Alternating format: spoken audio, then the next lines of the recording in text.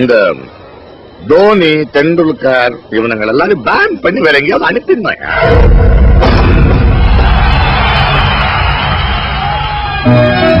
எங்க போறோம் எதுக்கு போறோம் தெரியாம இப்படி பரபரம் ஓடிட்டு இருக்கிறவங்க வேற யாரும் இல்ல. என்ன மாதிரி உங்களை மாதிரி சாதாரண மிடில் கிளாஸ். வாங்கும் பாடத்துக்கும் வாழ்க்கைக்குமே ஒரு சம்பந்தம் இல்ல. பட்ட படிப்புக்கும் பக்குற வேலைக்கும் சம்பந்தம் இல்ல. எண்ணெய தேய்ச்சி மண்ணில் போரண்டாலும் ஒட்டுவதில்லை. கண்ணுக்கு முன்னால நடப்பதெல்லாம் கனவு இல்லை. என் பேர் சுப்பிரமணியம்.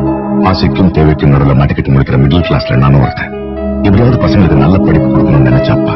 பணக்காரங்க படிக்கிற ஸ்கூல்ல உன்னை யார் சேர்க்க சொன்னது? சும்மா இருங்க சார். பிள்ளைங்களுக்கு கொடுக்கறது எங்க அப்பா சேர்த்த சொத்தா இருக்கு. படிப்பு மட்டும் தானே, நல்ல ஸ்கூல் வேண்டாமா? இவன் என் பையன் கார்த்திக். பையனை என்ன படிக்க வைக்க போறீங்க? MBA. முதல்ல படிப்பு, அதுக்கப்புறம் தான் கிரிக்கெட்.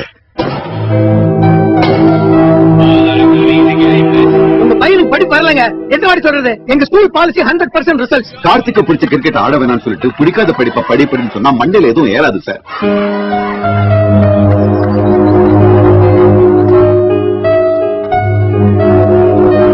9ஆம் கிளாஸ் படிக்கிறேன்.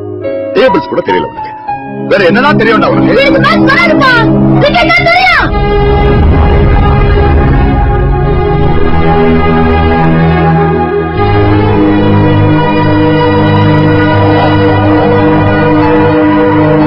ஸ்டூடெண்ட் கிரிக்கெட் கேட்டாலும் பரவாயில்ல, உங்களுக்கு 100% ரிசல்ட் தானே முக்கியம்.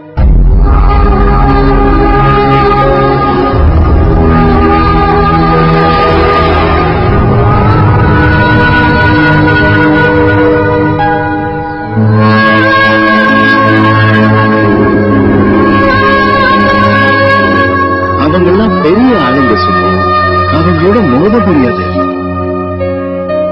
கோர்ட்ல நிக்கிறப்ப ஒவ்வொருத்தரையும் ஒரு சப்ஜெக்ட் வேற ஆயிட்டா அந்த குழந்தை எதுக்குமே நாய்க்கு இல்லையா?